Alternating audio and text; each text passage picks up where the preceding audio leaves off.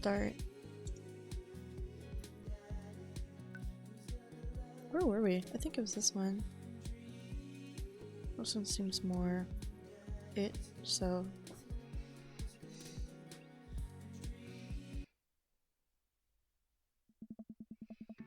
I arrive at Amanda's school and check in at the front desk. They give me a bright orange visitor sticker and send me on my way. I'm barely awake and feeling pretty haggard, but hopefully nobody will notice. I check my watch and I'm relieved to see I'm only 2 minutes late. Wait, was it room 103 or 108? I spot a youth standing in his locker and approach him for help. Excuse me, do you know where Mr. Vega's classroom is? The youth turns around and looks me up and down with heavily lined eyes. Sigh. Come on, kid, I'm late for a meeting. Mr. who? Mr. Vega. I don't know, have you tried the exit? Okay, wait, guy, how are you gonna help me or not? Sigh. Fine. Up those stairs and to the left, can't miss him. I head to the stairs and walk around, unable to find Mr. Vega's class anywhere. After a couple minutes of searching, I head back downstairs. That punk youth sent me on a wild goose chase. I bet back to where the low-rent Gerard Way is standing, fully ready to give him a piece of my mind when suddenly a head pops out of the classroom next to his locker. Lucien, don't you have a third period to get to? Sigh. Fine, Mr. Vega. Oh. Wow. Now I'm officially 10 minutes late. I glare at him as he walks away. We're not cool. Oh. You must be Oscar. This period's almost over. Would you mind waiting in the back? Ah. Mr. Vega leads me in and I take a seat at one of the comically small students' desks in the back. I might get stuck in this. Alright, where were we? Now who can tell me about the unreliability of narrator in J.D. Salinger's Catcher in the Rye? Yes, Colin. Colin stands up and does the thing where he blows into the crook of his elbow to make a fart noise. The whole class erupts in laughter. Alright, everybody. Very funny, Colin. Please sit down. Oh. Now, Holden Caulfield is an unreliable narrator in the sense that the bell for the end of the period rings. That was a small class. All the students immediately get up and make a break for the door. Remember to do the reading and answer the response questions on page 194 in your textbook. Nobody's listening. Oh. Or not, I guess. Mr. Vega turns to me and sighs. Middle schoolers, right? Don't you teach high schoolers? Both, you know. Budget cuts. Right. Thanks so much for coming in. No problem, Mr. Vega. Oh. Please, call me Hugo. I don't know. I don't normally do these impromptu parent-teacher meetings, but as I'm sure you know, Amanda's a very bright student and I'm concerned about her recent behavior. What's going on? Man has never been the most engaged student, but I know she cares. Recently though, she's been falling behind. She's not completing assignments and has been doing rather poorly on tests. I normally chalk this up to senioritis, but this is strange. I thought Amanda always shared everything with me. I didn't even cross my mind that something might be wrong. I just wanted to ask, is everything okay at home? She has a tendency to bottle things up. We just moved. Moving can be a hassle for kids, so... Well, we just moved recently, but it was only the other side of town, and Amanda was more excited about it than I was. See if you can talk. See if you can talk to her about it. I know she values you a great deal and would appreciate your guidance if she keeps heading you down this road. I know how important art school is to her, and I would hate to see her miss out on a scholarship money that she clearly deserves. I'll make sure to talk to Amanda. Thanks for letting me know, Hugo. Anytime. On my way out, I stopped thinking for a moment. I turned to Hugo. Hey, Hugo. Yes? They ever catch that right? Yes. I leave the classroom and make my way out of the school. I'm still a little bit in shock that Amanda was able to hide this so well from me. She's always been such a force for positivity in my life, especially after we lost her mother. Amanda must be done with classes for the day by now. I'm sure she would appreciate a ride home and maybe I can talk to her about what's going on. I pull up to the carpool and Amanda hops in the passenger seat. So did you have fun gossiping about me? Mr. Vega and I actually gossiped about our celebrity crushes. So you talked about Mario Batali the whole time? It was a very productive meeting. I'm pretty hungry. Can we grab some dinner? Sure thing. Let's go to the mall food court or we can make something at home. Let's go to the mall food court. Explore the place a little more. Sounds good to you? Yeah, sure. Why the mall? Jeez, can't a dad take his daughter to the mall? Will you buy me things? I will buy you a thing. Singular. Sounds like a deal to me. We dive in silence for a short while. Amanda plays a game on her phone and I should say something. You know, sometimes when a kid gets older, they find that they have to keep things hidden from their parents. And that's okay because sometimes that's what kids do. And that's okay. But also sometimes it's good to have the parents' perspective because, you know, maybe the parents also have dealt with similar situations. And maybe they're a little cooler than what you give them credit for. Anyway, what I'm trying to say is that it's good to share. Love you. Have you been reading my tweets? You have Twitter? What? Never mind. Me. Look, sweetie, Mr. Vega said you haven't been participating in classes and that you're not turning things in. Oh, I'm fine, Pops. Senioritis and all that.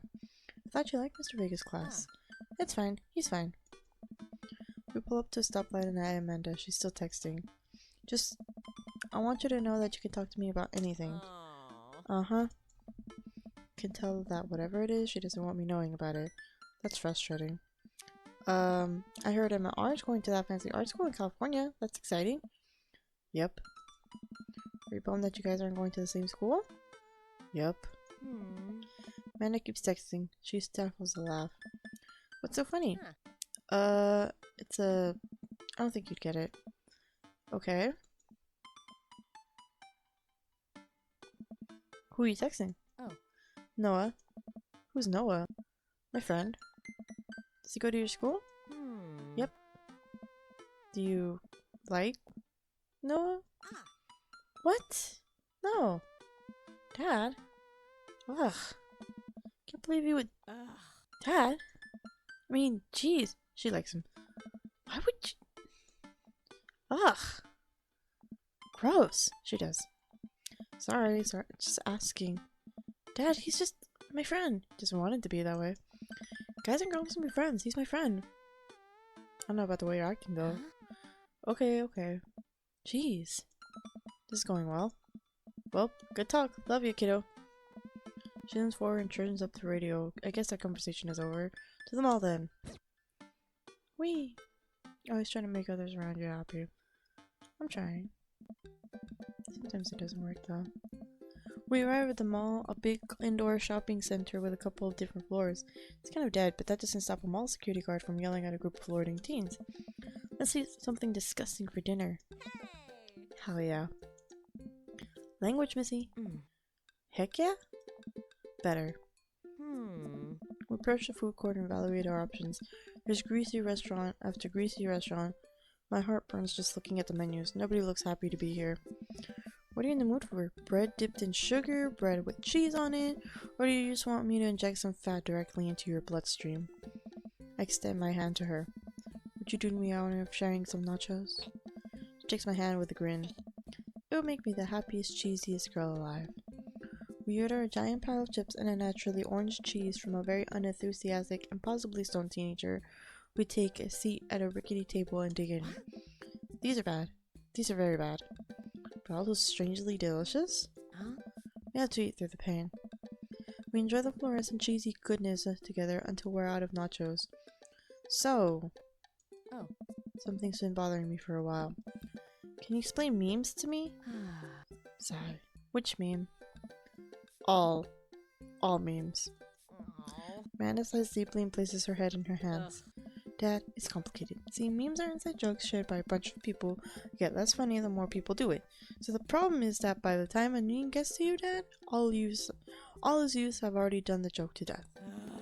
And what's worse than that is that movies and TV and video games will try to jump in on a meme train, but just based on how long it takes to make them, the meme will be long dead by the time it comes out. So it just states it and isn't funny. Oh shit, what up? Dad, please. Anyway, changing the subject. Where to now? Wanna go to that cloth store? What? You know, the one that's all black and tries to establish itself as an anti-establishment despite being an exact representation of establishment? I don't know what store you're talking about. You know, the one where you can buy Chain Wallace and it's basically an assault on what people fought so hard against in the punk hardcore movements of the 70s and 80s? Dude, you gotta be more specific. The one you threw up in that one time. Oh, that one! Amanda runs into the store with me trailing behind her. She makes a beeline for the back. There it is. You can still see the outline. Kinda. I'm so proud? Speech! Amanda. Speech! Speech! Speech! Speech! Alright, I'll do it if you stop chanting. Amanda stops immediately. I clear my throat. Thank you all for joining us here today to commemorate an historic moment that would forever shape history. On a day very much like today, some 5 years ago, our very own Amanda and Pascal had too much raspberry slushy out going to the mall. After begging her father to take her to Death, Goth, and Beyond to buy rainbow suspenders, she proceeded to throw up all over a display of My Chemical Romance merchandise. Her loving father then had to pay for said merchandise, which to this day remains among our possessions. Thank you. Amanda's moved. She begins clapping. Slow at first, then faster and more vigorously. Several of their patrons turn to their heads. One of them also starts clapping. I bow my head. Oh, hey, chain wallets! While Amanda busies herself looking at band teachers, I try to find something interesting myself. Not much for a dad to look at in the Death, Goth, and Beyond. Usually I go peruse the band t-shirts. I barely know any of these bands. Cannibal Bone Party doesn't seem like music I enjoy, but they must be really happy that a retail outlet is carrying their merchandise. I hope the parents are really proud of them. I think they are. Probably. Look, this is very important to me. I overhear a stifled argument at the cash register. An older gentleman is carrying a garment and showing it to the bored-looking cashier with pink hair. I can see that. Don't know what to tell you, dude. I just work here. Listen, when I bought this online, the website said this blouse was Victorian-inspired. However, when I received it, it clearly held the trademark of Edwardian dressage. Do you want a coupon? I can give you a coupon. Will you leave if I give you a coupon? Is there a manager present? People have to know what they're buying. I am the manager. I see. Well, it would seem that I have outstayed my welcome. Good day, shopkeep. Your superiors will receive a strongly worded letter by post. Whatever, dude. The man whirls around and storms out, his literal coattails trailing behind him. I can't tell if they are Victorian-inspired or Edwardian in nature. Amanda trots up to me with a t-shirt in her hand. Oh boy, here it comes. Oh. Hey, Datron 5000. Yes, I'll buy it for you. Huh. Wow, that was easy. Thanks. At least it's the only one this time. Amanda pops the shirt onto the counter and grins at the cashier. I love your hair. Cashier says nothing and rings Amanda up, radiating hatred. I hand her a 20. So what was that guy's deal? Cashier rolls her eyes and so hard I'm worrying she'll pull something. That's Damien. He's in here all the time. He's obsessed with Victorian fashion or whatever. She hands Amanda her bag and it's clear the conversation is over. We make our way out of the store and head home to get some rest. Amanda and I sit on the couch trying to find something to watch over bowls of ice cream. Oh, cool. Long Haul Paranormal Ice Road Ghost Truckers is on. Your favorite, right? Sorry, I didn't word that right. Oh, hell yes. They have to make it over the Canadian tundra before the ice road melts. But they're... Oh, I accidentally skipped. Also, the trucks are haunted. This is an episode I've already seen, but it's one of the best. Caleb and Flint Dogbone, the twin brother truck driving and ghost hunting duo, find themselves in the greatest peril yet. Oh no, the ghost done Oh no, the ghost don't control the truck. I can't steal them their damn ass roads. Let me use this EVP meter to try and communicate with the spirits. Flint, we're about to die. Almost got it. If you listen carefully, it sounds like it's saying you're gonna die. That's because we're about to die, This is art. The episode ends and Amanda excuses herself to go and start arguments on the internet. I stay up a little longer, curious about the exploits of Caleb and Flint, born out to the disastrous ice road accident. Afterward, I crawl into bed and get a good night's sleep. Do it once, do it right. I wonder how many dot tips there are. Morning, sleepyhead. 5 more minutes. You have never, ever let me have 5 more minutes. So, get up. Fine. We have cereal for breakfast and spend the morning putting it together furniture. Amanda's much better at interpreting the tiny manuals. We're able to put together a few shelves on one desk, but I'm pretty sure it was supposed to be a bookcase. So, you excited for the cookout today? If there's food, I'm excited. I'm all over those terrible store-bought sugar cookies that everyone brings to parties. Yeah, those are bad. Which means there are more for me. Don't you want to meet some of the people in the neighborhood? Probably end up standing uncomfortably in the corner with a plate of food and hope that nobody talks to me. That's so me. Oh. Dad, you're a beautiful work in progress. We will get that butterfly to emerge from the cocoon. The social butterfly. Well, we better start getting ready. We definitely don't want to be late. What? No, we have to be fashionably late. Who shows up at a cookout on time? You know what? We're going early, just because you said that. Whack. I head out to the door and Amanda reluctantly follows. We walk across the street to Joseph's house with a store-bought veggie plate. I'm a terrible cook if it doesn't involve a grill. I guess we're not as early as we thought we were. Joseph's backyard is already packed with people, and the smell of hot dogs wafts through the air. Small children run through a sprinkler, and adults chat in small clusters. I set our veggie plate down on the table next to the two other veggie plates. Huh. Hey, there's Joseph. I wave to get his attention. The moment he sees us, he jogs over, arms open wide. Oh. Welcome. I'm so glad you two are here. And you brought veggies. Let me introduce you to my family. Kids, come on over here. This is Chris, my eldest. Hi. This is Christian and Christy. They're twins. They stare creepily and say nothing.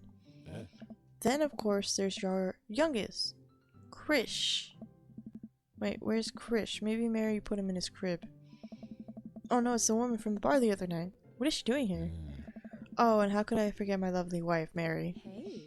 Joseph pecks her on the cheek. She smiles. Mary, sweetheart, did you put Krish to bed? I'll have to go look for him. What? You'll have to... Joseph takes a moment and grins his composure. Mary, this is our new neighbor, Oscar, and his daughter, Amanda. I shake your hand, but I have a glass of wine that I need to tend to. I love her. Nice to, meet you, Mary. For the first time. Charmed. Well, I have to go over there now. Mary leaves. Oh god, this is so awkward. I wonder if Joseph knows. I wonder if Mary knows that Joseph knows. I wonder if Joseph knows that Mary knows that I know. It takes all my energy not to run away from the barbecue and start fresh in a new city. My wife has a wonderful sense of humor. But please, you two enjoy the barbecue. All the guys are really excited to meet you. Amanda and I mill around and try some of the food spread out on the table. I pick at some deviled eggs. Amanda grabs a small paper plate and immediately begins piling it with baked goods.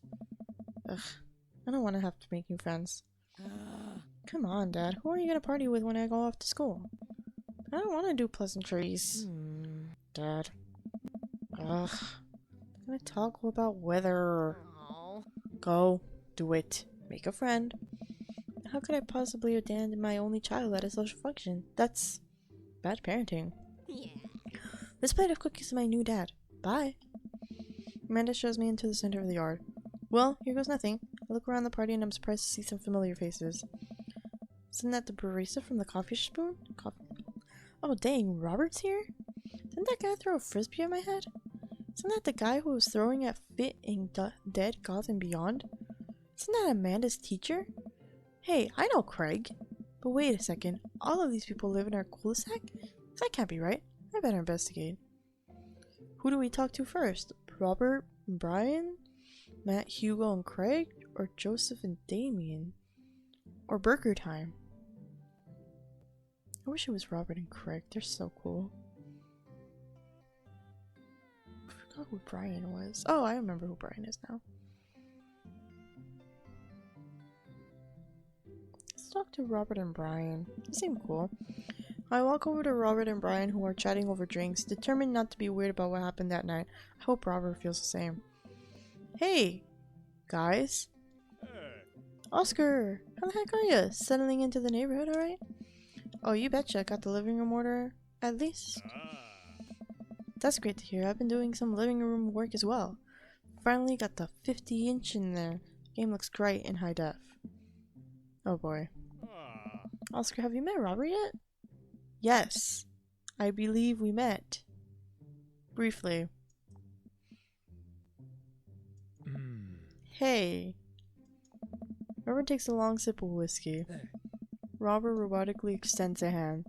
I shake it as he stares unblinkingly into my eyes. Oh god, what does it mean? How's it going? It's good. Robert focuses on the whiskey he's holding. He takes a long sip. Great! Look at my friends becoming friends. Us dads gotta stick together, you know? Us dads? Robert has a kid? Oh, I didn't know he had kids. Robert continues to stare at me. Jesus, does this guy ever blink? Yep. Cool. That's cool. We stand in incredibly uncomfortable silence for several moments until we gotta get off this haunted truck. Oh no, the ghost locked the doors. Daisy and Amanda run up to us, thank God.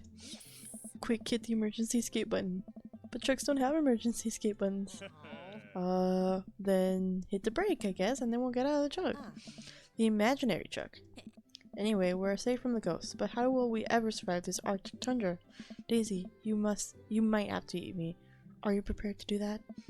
I'm prepared to do anything to survive. That's cold-blooded. I like that. Although I'm not sure I have the materials required to properly cook you. Wait a second, are you guys playing Long Haul Ice Road Paranormal Ghost Truckers? Yeah?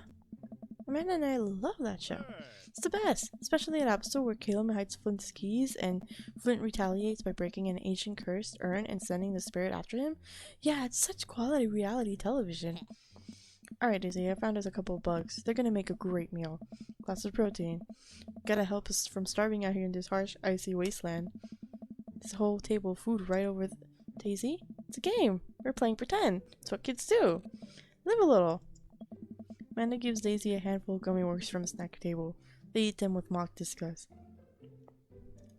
I like the BuzzFeed Unsolved Mysteries too. They're pretty cool. Let's go find a kindling for a fire. Okay, Robert just left. He's just gone. But not an actual fire, because we're playing pretend? Now you're getting it. I guess Robert was not into this. And Daisy and Amanda run off. What a cute couple of kids. Turn my attention back to the conversation, but wait, where did Robert go? That's what I want to know. Skim the party and finally find him in the corner talking to Mary. Does he not want to talk? He probably doesn't even want to talk about his kids. Man, I've never seen her get along with anyone so quickly.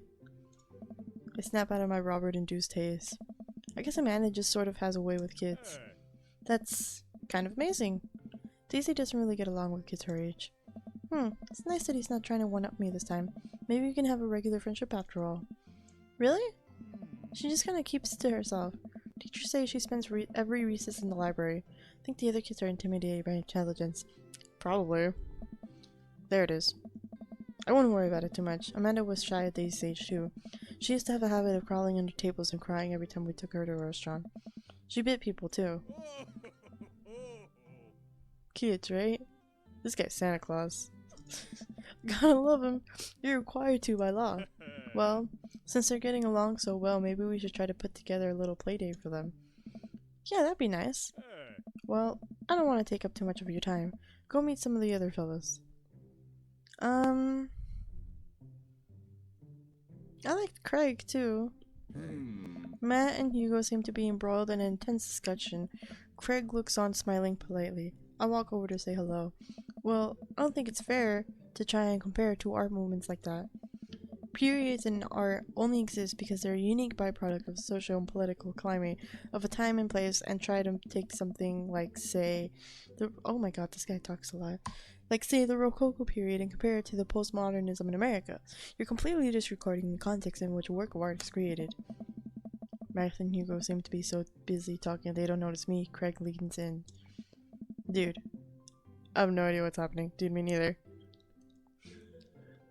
Listen in on Matt and Hugo and talk to Craig. Talk to Craig, man. I turn my attention to Craig, who seems a little more attentive to my existence. How did resistance training go the other day? Great! Little River here is a little great cheerleader. Aren't you, tiny bro?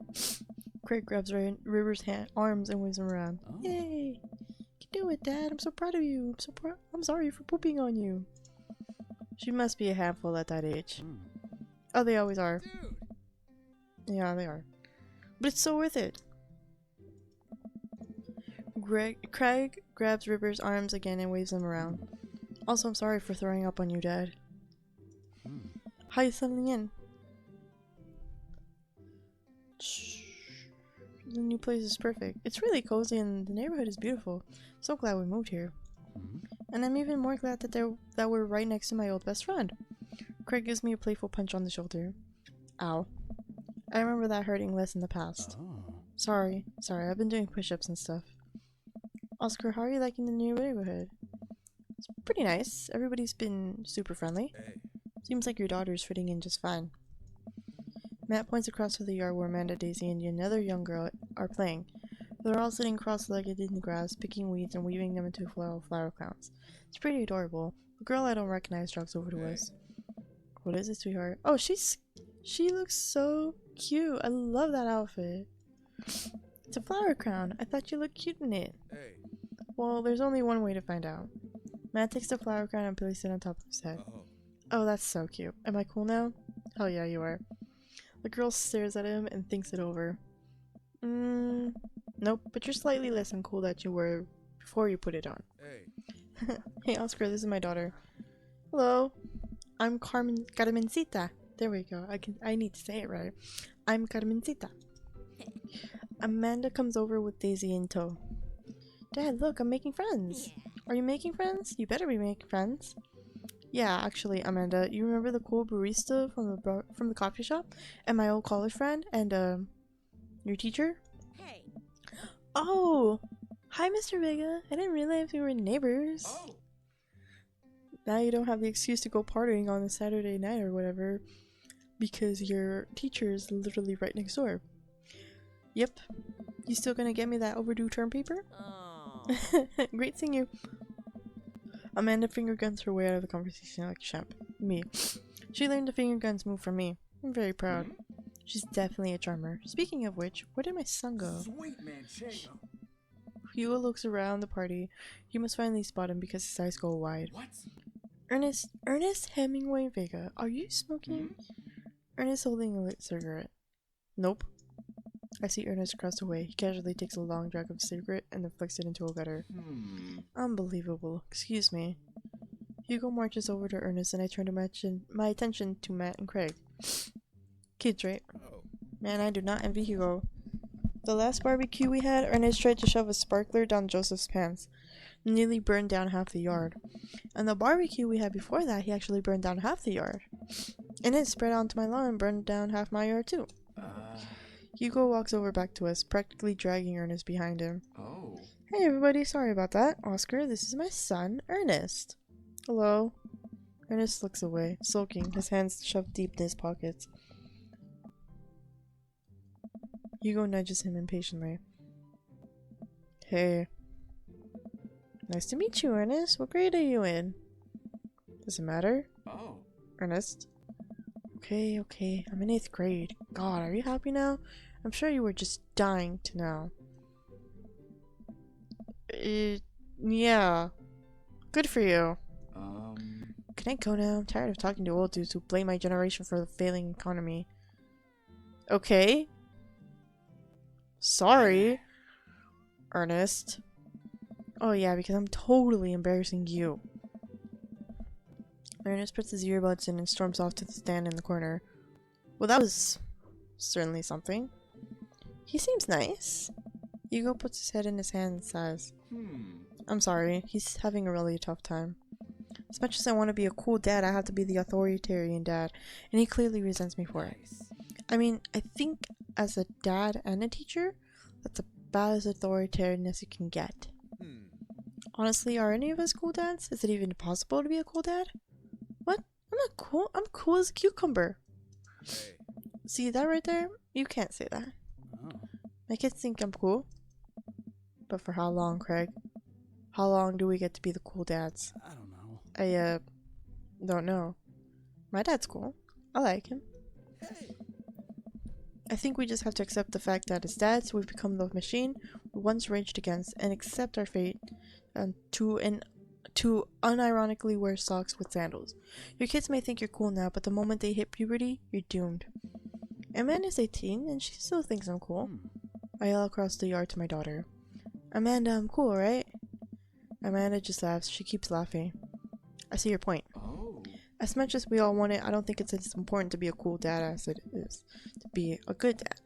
We can't all be best friends with our kids. It just doesn't work. I mean, look at me in earnest. Our job as parents is to make sure our kids turn out okay. Yeah, you're right. But it'd be nice to have it both ways. Hearing these guys talk about this makes me think of my relationship with Amanda. We get along so well, but there might come a time when it won't be like that. Is college when that happens? Hey. Don't let us eat up your time. Oscar, go meet some of the other people around the neighborhood. Talk to Joseph and Damien. I spot Joseph chatting with the guy from Dead Gotham Beyond by the grill. I wonder what they're talking about. I walk over to them. So I'm curious, can you walk me through why you had your house painted black?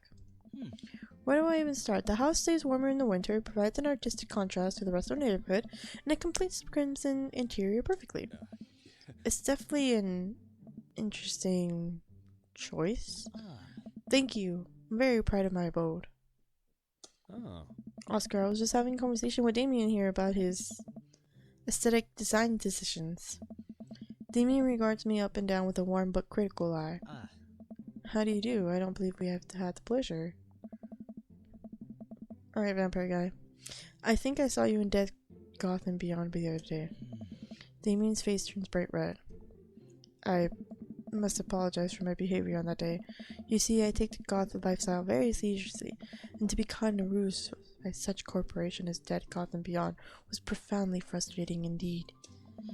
I hope you know that, while my anger may have been justified, it was no such way for a gentleman to act.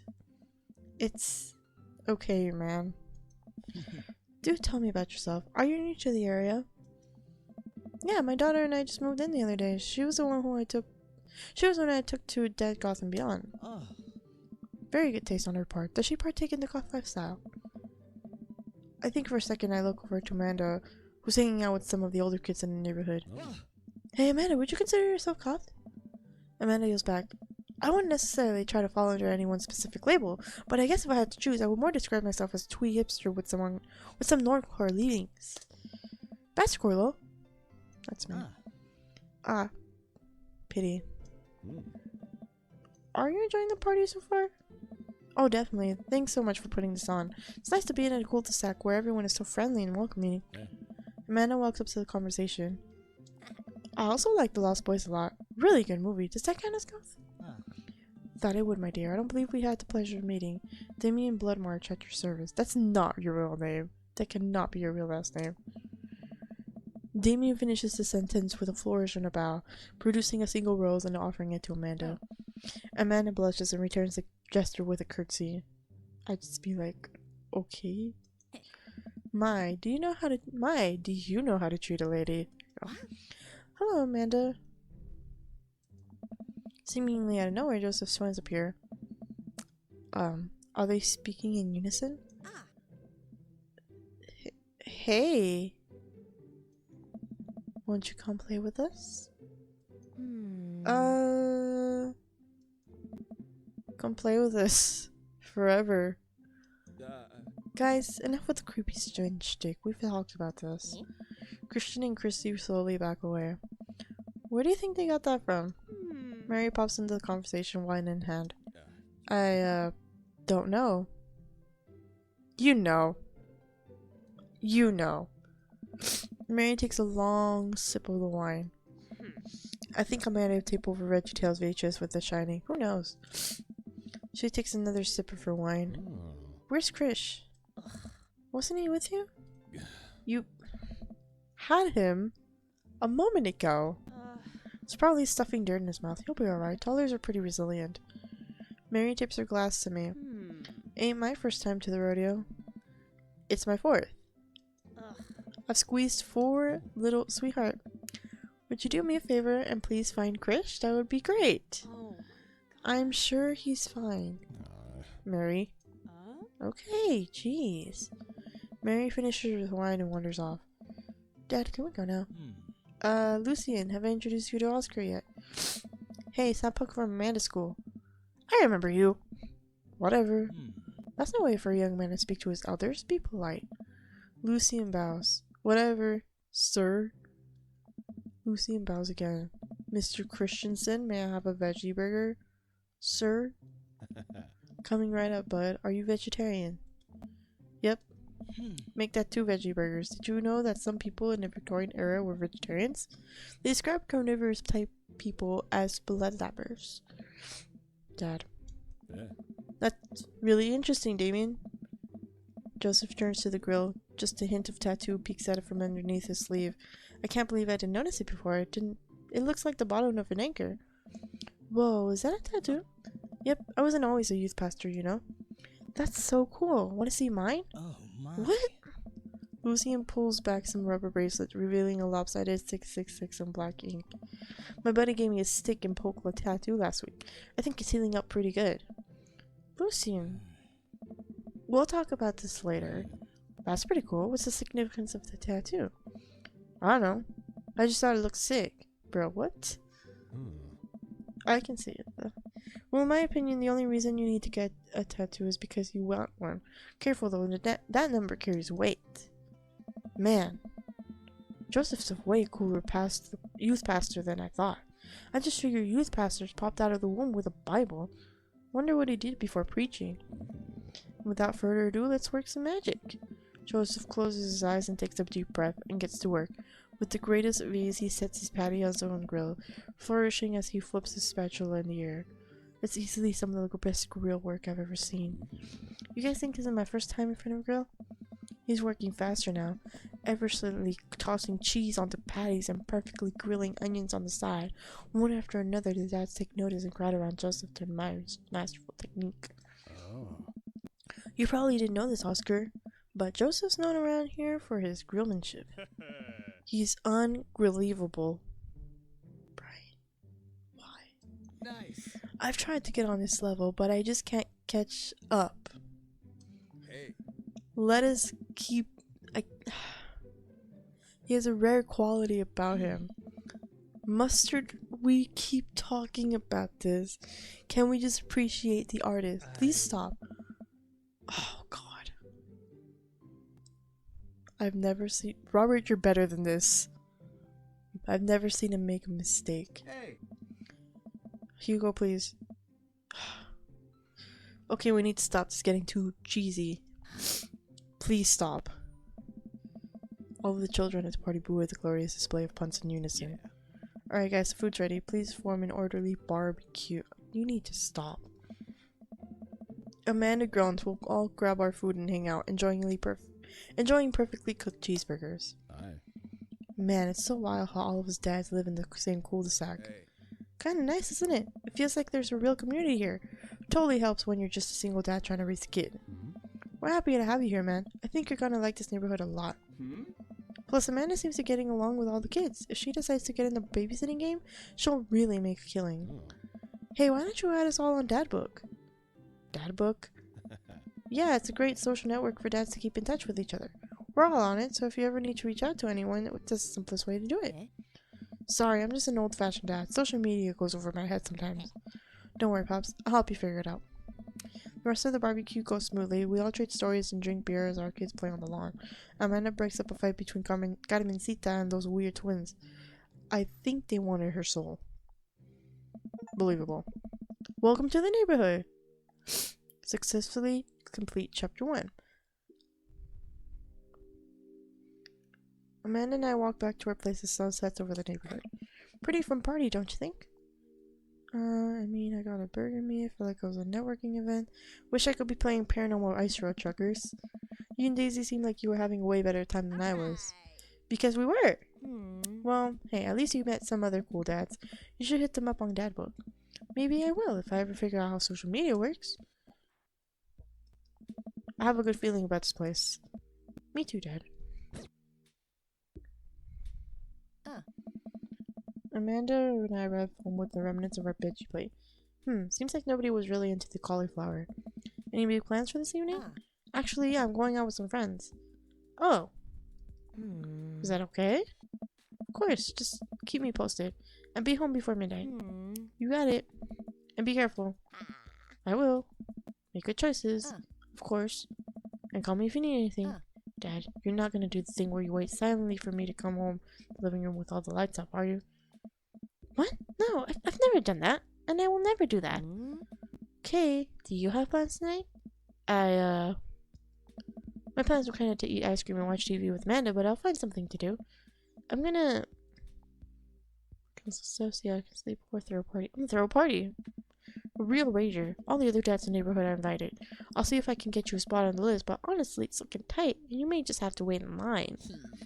I know the guy at the door. I'll get in, no problem. I'm just relaxing tonight. Have fun, okay? Great. See you later. Watch Amanda drive off into the night. I really do hope she has fun. I plop down in front of the TV and turn on some wine and dine mastermind with celebrity chef Gavin Chapman. Looks like Gavin's making a roasted rack of lamb with rosemary and mashed potatoes. I love to be able to cook like that, although I think if I was actually good at cooking, I'd use my powers for evil, like just making baked Alaska's all day, instead of any food of real nutritional substance. Man, Gavin Chapman just caught that thing on fire, but he meant to do it. What a professional. I lose track of the time as I blaze through several episodes of Wine and Dine Mastermind, and also one episode of some cooking show called Meat Hell. I'm not even sure what that one was about. It was just a lot of yelling. I glance at my watch. Man, it's almost midnight. I should check in with Amanda. I send a text. Hey kiddo, you good? I wander into the kitchen as I wait for a reply. Amanda's phone is almost always in her hand, so I'm sure she'll respond soon. Unless she's driving home now, in which case I hope she doesn't respond soon, because I definitely taught her better to text and drive. I reach into the freezer and grab an ice cream sandwich. It's late for Liz. It's a little late for this, but I think I earned it after a long day of socializing. I check my watch again, and then my phone. Nothing yet. Okay, see, now I'm worried. Do I call her? Do I call the cops? No, it's too soon for that. I'll just send her a gentle reminder text. What's up? Half an hour passes, now I'm really worried. The episodes of Gavin Chapman's Meat Hell are not only assuaging my anxiety, but possibly exacerbating it with all the yelling, so I keep pacing around the house waiting for her to come back. Why didn't I find out where she was going? Who was she even with? Why don't I know any of her friends' phone numbers? Why don't I even know any of her friends' full names? Who is Emma P? I decide to send her another text. Amanda, please text me and let me know you're okay. I can't help but think of all the awful things that could have happened to her. Oh, thank God it's her. Amanda opens the door and shuffles in. Finally she's back home. I'm glad she's okay. Sup? Sweetie, thank God you're safe. Yep. But now that I know she's okay, I'm really mad. Why didn't you answer my text? Amanda pulls out her phone from the pocket. Oh, whoops, guess I didn't see those. She starts to walk to her room. Amanda Ann. Whoa, we're pulling out the middle name now? Amanda, you came home an hour and a half after curfew, and you didn't respond to any of my texts. You really freaked me out. I was about to call the cops. Dad, you're seriously overreacting. I'm not going to be like this when I go off to school, are you? I have a right to be concerned. You're my only daughter. Well, I can't give you a play-by-play of everything I do all the time. I'm 18. You shouldn't even give me curfew in the first place. Sit down on the couch and put my head in my hands. I feel very tired of all of a sudden. You really scared me. Just, please don't do that again. Alright. I'm gonna go to bed now. Amanda closes the door to her room and I head to mine. Jeez. As I'm falling asleep, one thing she says keeps echoing in my mind. You're not gonna be like this when I go off to school, are you? I definitely didn't sleep well last night. Actually, I'm gonna save this. I'll see you in the next episode. Bye. I'll save it. I'll see you in the next episode. Bye.